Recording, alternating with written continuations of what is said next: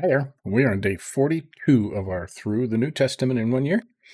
Today we're doing the first half of Matthew 26. Okay. It's starting to get good now. So let's roll. These are short studies, so this should just take under 10 minutes. So let's get to it. The plot to kill Jesus. Let me see. I have to change versions. We are doing the English Standard Version and this one. Okay. The plot to kill Jesus.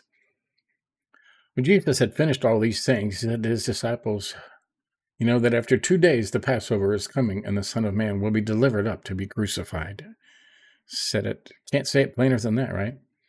Then the chief priests and the elders of the people gathered in the palace of the high priest, whose name is Caiaphas, and plotted together in order to arrest Jesus by stealth and kill him. But they said, "Not during the feast, lest there be an uproar among the people." Sounds like today's government, right? It's not that different. Jesus anointed at Bethany. Now, when Jesus was at Bethany, in the house of Simon the leper, there's a note here, Simon the leper. Leprosy was a term for several skin diseases, right? A woman came up to him with an alabaster flask of very expensive ointment, and she poured it on his head as he reclined at the table. And when the disciples saw it, they were indignant, saying, "Why this waste? For this could have been sold for a large sum and given to the poor." But Jesus, aware of this, said to them, "What? Why do you trouble the woman? For she has done a beautiful thing to me. For you always have the poor with you, but you will not always have me." Right? In pouring this ointment on my body, she has done it to prepare me for burial. Wow. Truly, I say to you, wherever the gospel is proclaimed in the whole world, what she has done will also be told in memory of her, right? As it was just now, thousands of years later, right? There you go. He was right. Again. Judas to betray Jesus. Then one of the 12, whose name was Judas Iscariot, went to the chief priests and said, "What will you give me if I deliver him over to you?" And they paid him 30 pieces of silver, and from that moment he sought an opportunity to betray him. Loves money more than his Savior. Wow. The Passover with the disciples. Now on the first day of unleavened bread, the disciples came to Jesus, saying, "Where will you have us prepare for you to eat the Passover?" He said, "Go into the city to a certain man and say to him, 'The teacher says, my time is at hand. I will keep Passover at your house with my disciples.'" And the disciples did as Jesus had directed them, and they prepared the Passover. I don't know who this was, but could it have been the rich man that Jesus loved? Right? Maybe. When it was evening, he reclined at the table with the 12. As they were sitting and eating, he said, "Truly I say to you, one of you will betray me." And they were very sorrowful and began to say to him after one another, "Is it I, Lord?" He answered, "He who has dipped his hand in the dish with me will betray me. The Son of Man goes, as it is written of him. But woe to that man by whom the Son of Man is betrayed. It would have been better for that man if he had not been born." Wow.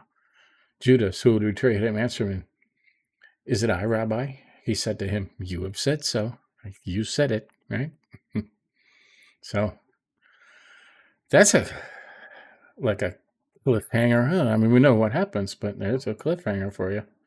So things happen quick in this chapter. Wow. Right. He had just said a bunch of stuff he was talking about yesterday. Da-da-da-da. Yeah, I was hungry and you gave me no food. I was thirsty and you gave me no drink. What you do to the least of these, you had done to me. Right? And then, when he finished all these sayings, he said to the disciples, "You know that after 2 days the Passover is coming, and the Son of Man will be delivered up to be crucified." And nearing the end, right, as of his journey. And tomorrow we'll read the rest of 26, and that'll be institution of the Lord's Supper. This is the what we call the Passover, the feast now that we do in remembrance of him, right? Right. He foretells Peter's denial, praise in Gethsemane, betrayal of the rest of Jesus tomorrow. So, coming to the sad part, right? But we know that he raises again, right? That he lives, and the thing he did was for everybody, right? If you only accept it, So there you go. See, a short study, just half of a chapter. And at some point it'll pick up, and there'll be a lot more in-depth stuff to study. But this is the story of Jesus, and, we're all familiar with it. But you got to read it over and over, okay? You should never, ever forget all the stuff that he did, okay?